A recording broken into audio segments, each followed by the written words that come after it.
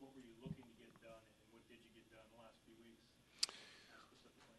Well, a little bit of a combination. We want to make sure that we bring the freshmen along as quickly and correctly as we can. We want those guys to have every opportunity to succeed and not be held back because their knowledge isn't caught up to the older guys. It naturally would be, but we want to try to give them those opportunities to succeed as early as possible.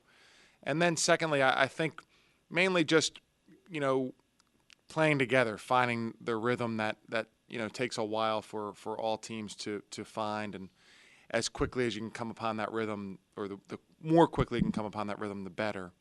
And I think that we have,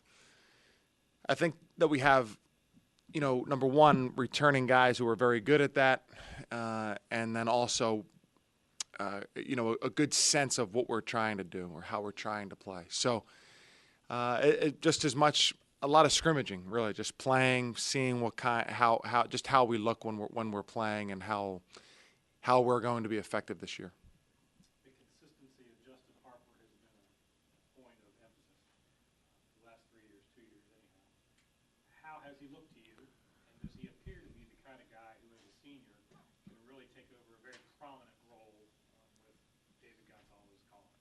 He does. I think Justin is just a terrific player. He has.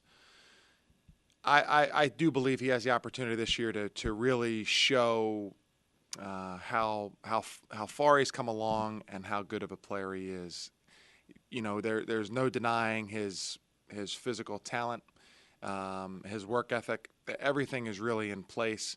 I think consistency is the one thing that he really needs to focus on and be more comfortable with. And nobody's going to make every shot, and nobody's going to play great every game, but he needs to have his he's as good as anybody in the country at his size on his great nights. He needs to be still very good and positive on his nights where he doesn't shoot as well or he isn't as great. I've got a couple other questions I don't want to hog. Well, I was just going to ask, how familiar are you with the old Maryland or JMU teams that Lefty used to coach, and how similar does Chuck coach like his dad? Well, I'll answer the second part first. We have no idea because you're not allowed to exchange tape on exhibitions or scrimmages. So I don't know how they're going to play, to be honest. I have to go by what he was an assistant at Maryland the last few years, and I have to go by that. And I don't know, how similarly he'll play to how his father played. His father had some awful good players, so I hope he doesn't have as many good players as his father. But yeah, I don't know. That's really kind of one of the uneasy feelings about this game, being an opener, that we don't have as much information on the opponent as we'd like to. We have their personnel, but how he's going to choose to fit it into his style, that's the unknown. Can you put too much into a first game of the season, regardless of who it's against, if things don't go the way you think they should, or B, if they do? Yeah, absolutely. I think every team in the country is probably guilty of overrating the first game.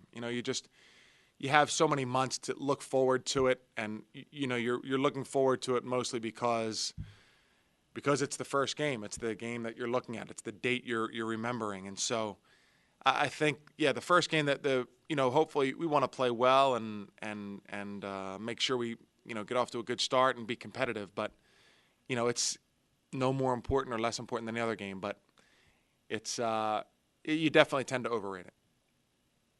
With an NBA-like schedule at the start, so many games in rapid fire, is that kind of a good thing because you are such a veteran? No, Bob, I hope so. And that was one of the reasons we felt comfortable putting it together like that.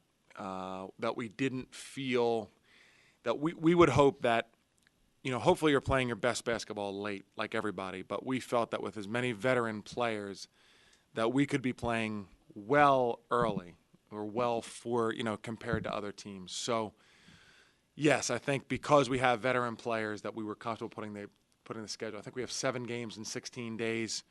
That's a tall order for anybody. But we did feel like we could we could kind of do that because of who we have on our team.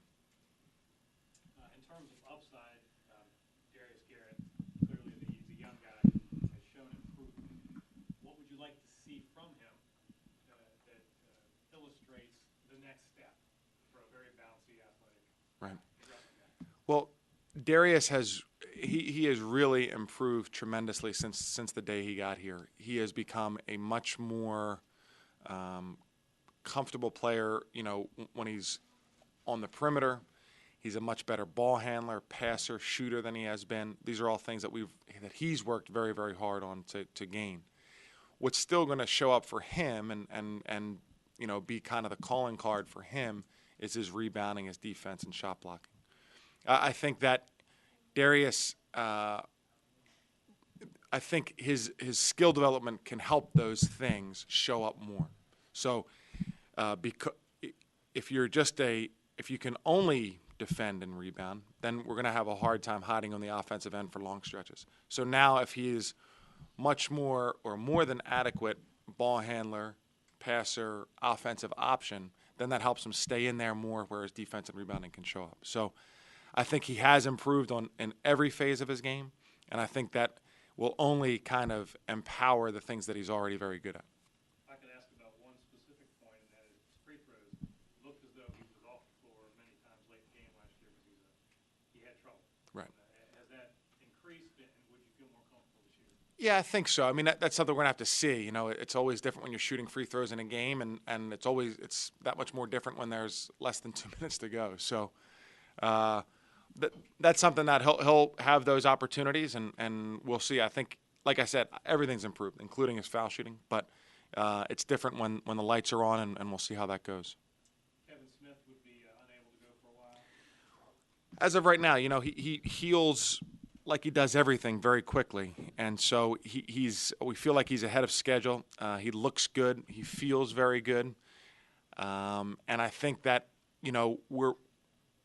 we're being cautious because it's the beginning of the season, and I think that if it was a different point in the season, maybe he might push himself a little bit more quickly, or we would push him to be back. But I think we're going to try to be cautious and make sure that for the long term he's good. Problem is, He had I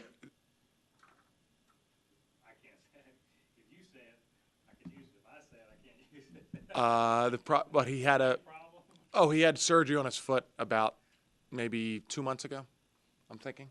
I think he had surgery about 2 months ago, and he was in a cast for 4 weeks. He was in a walking boot for 2 weeks, and this is the beginning of his second week out of his walking boot, and he started to do his rehab. And like I said, he feels very, very good. 17-member team. I wonder if you've been associated with one as big, and does it present advantages that maybe early in your career weren't there?